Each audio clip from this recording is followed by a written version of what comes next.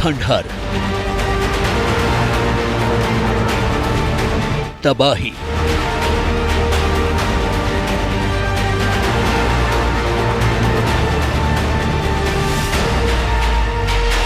मलबा,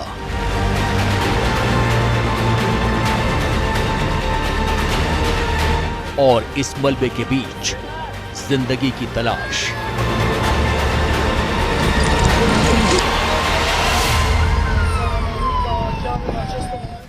भूकंप के बाद तुर्की में आंखों के सामने बस बर्बादी का समंदर ही दिखता है।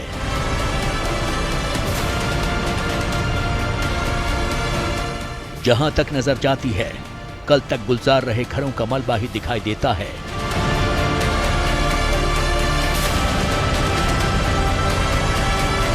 जो बस्तियां कल तक आबाद थीं, वो आज तबाही की तस्दीक कर रही हैं।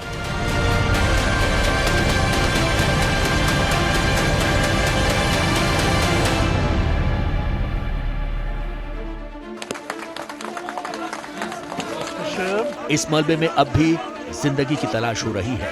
उम्मीद ने अभी दामन नहीं छोड़ा है। तुर्की के 81 प्रांतों में से 10 प्रांत भूकंप से करीब करीब तबाह हो चुके हैं। इन इलाकों में कुछ ऐसा नहीं जो साबुत बचा हो। लोग मदद का इंतजार कर रहे हैं। डर के मारे लोग कंटेनर्स में रात गुजार रहे हैं। पूरी दुनिया मुसीबत की इस घड़ी में तुर्की के साथ खड़ी है। हर तरफ से मदद के हाथ तुर्की की तरफ बढ़ रहे हैं, लेकिन अब भी तुर्की के कई इलाकों में राहत नहीं पहुंच पाई है। हालात इतने संगीन हो गए हैं कि कई इलाकों में खाने पीने का सामान चोरी होने लगा है।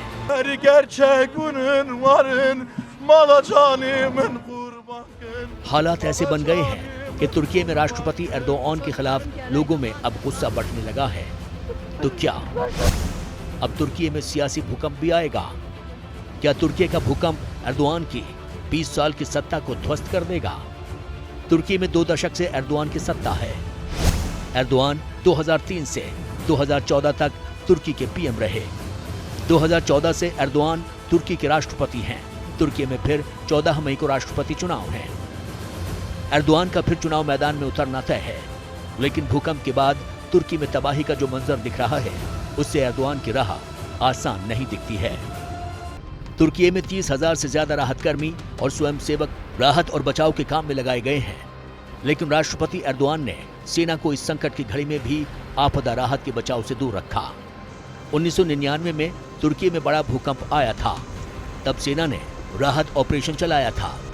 लेकिन 2016 में तख्ता पलट की नाकाम कोशिश के बाद एर्दोआन ने सेना को कमजोर करने की हर मुमकिन कोशिश की। इसी कोशिश में इस आपदा के समय भी एर्दोआन ने सेना को राहत और बचाव के काम से दूर रखा है। आपदा राहत का काम सिविल डिजास्टर अथॉरिटी को सौंपा गया है। सिविल डिजास्टर अथॉरिटी के 15,000 कर्मचारी निजी संगठनों के साथ राहत बचाव का काम देख रहे हैं। लेकिन इन संगठनों के पास सेना के जैसा संगठित, अनुशासित कार्यकर्ता और लॉजिस्टिक नहीं है। इसलिए भूकंप में सब कुछ गंवा चुके लोगों तक सरकारी मदद नहीं पहुंच पा रही है। 1999 के भूकंप के बाद से तुर्की में भूकंप सॉलिडेरिटी टैक्स की वसूली होती रही है। तुर्की सरकार ने 2 साल पहले इस टैक्स में 10% का इजाफा भी किया था। रिपोर्ट्स के मुताबिक ये रकम 88 अरब लीरा से ज्यादा हो सकती है। लेकिन आज सवाल उठाया जा रहा है कि आखिर ये पैसा कहां गया?